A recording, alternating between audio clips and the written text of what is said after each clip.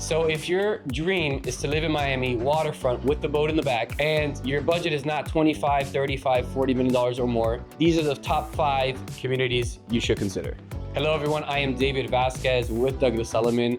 I have been selling luxury real estate in Miami for over 10 years, born and raised in Miami myself. As a Miami native, growing up in Miami, the dream was always to live on the water with a waterfront home, with the yacht in the back, on the open bay. Or whether you're relocating from New York, from Canada, from California, the dream is always to be waterfront. Of course, that dream may cost 20, 30, 40, over 100 million now, as we see some of these recent sales, but that's not always the case for waterfront homes in Miami. For example, right now we're at one of our listings in the Belle Meade area. It's a $6 million asking price with practically open bay views. This could be found in other parts of Miami as well. And today we're going to discuss the top 5 communities where you can find them. So the top 5 communities that I like personally for waterfront homes, and let's call it between 3.5 million up to 7.5 million, waterfront direct open bay access are Sans Souci Estates, Keystone Islands, Belle Meade, Biscayne Point, and Normandy Shores and Normandy Isles, which is one island. So surprisingly, in the last 6 months, the average price in these neighborhoods is about 3.5 million or $12.50 a foot. It ranges anywhere from 2 million on the very low end, but they could trade all the way up to 25, 30 million in those neighborhoods. But overall, 3.5 is the average price. These homes are typically gonna be 4 bedrooms, 3 baths, built in the 1960s, one single family home, one single story. They typically have pools, about a 10,000 square foot lot, and range in square feet from 2,500 to 3,000 square feet. So let's get into where these communities are located. Let's start first with Keystone Islands and Sans Souci, since they're right next to each other. Just divided by 123rd Street in the North Miami area. It's basically across the causeway from Bal Harbour and Bay Harbor Village. So what's amazing about Keystone and Sans Souci, most of it is canal, waterfront. They do have some direct bay, but those will probably be over 7.5 million.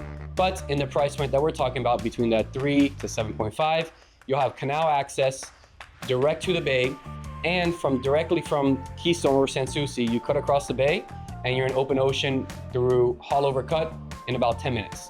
The third neighborhood we want to talk about is Biscayne Point. Biscayne Point is actually located on the east side, so the Miami Beach side. It's technically Miami Beach, and on the north side of Miami Beach, just south of Indian Creek, just south of Bal Harbour and Surfside. So obviously you're surrounded by huge properties that sell over 100 million in Indian Creek, and you could actually see these properties from some of the properties in Biscayne Point. But what's nice about Biscayne Point is a lot of the waterfront homes there are on very large open bay views, which typically sell for way north of 15 million. Here you could buy them for under 10 million, under 7.5 million. Fourth on this list is Normandy Shores and Normandy Isles, located just south of Biscayne Point, basically. Very nice Normandy golf course located in between that island. So you're basically surrounded by the ocean around, and then in between the middle, you have a nice golf course. A lot of waterfront homes are open bay as well, which is really nice. On the north side you have Normandy Shores. On the south side, you have Normandy Isles. Typically, Normandy Shores in the north will trade for a little bit more of a premium than Normandy Isles, just because the neighborhood is a little bit more developed and a little bit nicer. And the 5th community that I really love is Belle Meade. Belle Meade is located on the mainland side, closer to Design District, closer to Wynwood, and then the upper east side of Miami. So you have a lot more access to like restaurants and Design in Wynwood and the Mimo District. And it's a smaller little gated community where you do have some nice open bay views. Some are on large canals, so it varies, but Belle Meade is a really great option as well. So there's pros and cons to buying waterfront. We're not here to just fluff and sell you a dream. We have to discuss both options. So some of the pros in these communities, they're all gated communities. That's one. 2, they all have direct access to the open bay and to the ocean. They're all boaters' dreams. So typically you'll have anywhere from 50 to 100 feet of waterfront dockage space where you could park yachts, open fishermen's, you could have your boat ramp behind you. So it's really, if you're a big avid boater, you could have your boat behind your house, hop on the boat, you go for a cruise for 1 hour, or you go to Bahamas for a weekend. Most properties in this price point will be canal front rather than open bay. Open bay has a huge premium, as you could imagine. But this is a good example, the listing that we're at right now, that even though we're not technically open bay, we're canal front, we have an open bay view because we're at the mouth of the canal. And it's actually advantageous because if you're open bay, sometimes you can't park a big boat or a big yacht. because of the storms and other factors. So some people with luxury yachts, they actually want to be on the canal because it's much more protected for boaters. So some of the cons and negatives for these neighborhoods are that none of these neighborhoods are truly walkable.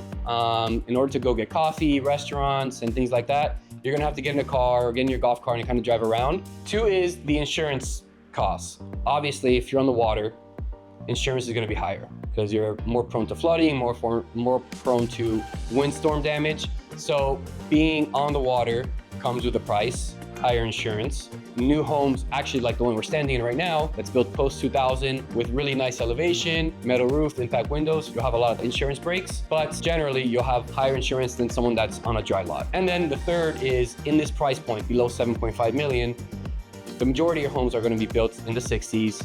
They're gonna have lower elevation, they're gonna need new roofs, so they're gonna need work, and they're not gonna have the insurance breaks that most new construction homes on the water have, like some of the ones right behind me.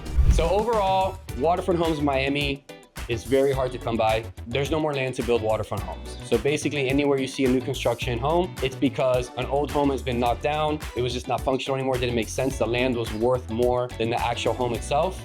Some of these homes still have great bones and are worth keeping, but waterfront homes are always gonna be in demand in Miami. It's the dream, it's the goal to be on the water, to have your boat in the back, to overlook the water and the open bay. It's everyone's dream. My personal favorite out of these 5, I ordered them in no particular order, but my personal favorite would be Belle Meade, just because it keeps me closer to the mainland. I don't have to cross the causeway. But some people, that's my personal choice. Some people like the beach side, like being completely isolated, and they don't really leave the beach. Again, it's all a personal choice. Belle Meade also is very close to the airport. We're standing in Belle Meade today. We're probably about 15-minute drive to Miami Airport. That's obviously very nice. So if you're familiar with these areas, let me know which one is your favorite and why. I chose Belle Meade, not to say I would not live in Keystone Sans Souci or any of the other options we chose. And if you want to learn more about single-family homes on the water, under 7.5 million, under 10 million, wherever you need, call us, direct, DM us, message us. We're always available. You'll have our contact information below. And as always, thank you for watching. Remember to like, subscribe, and we'll see you in the next one.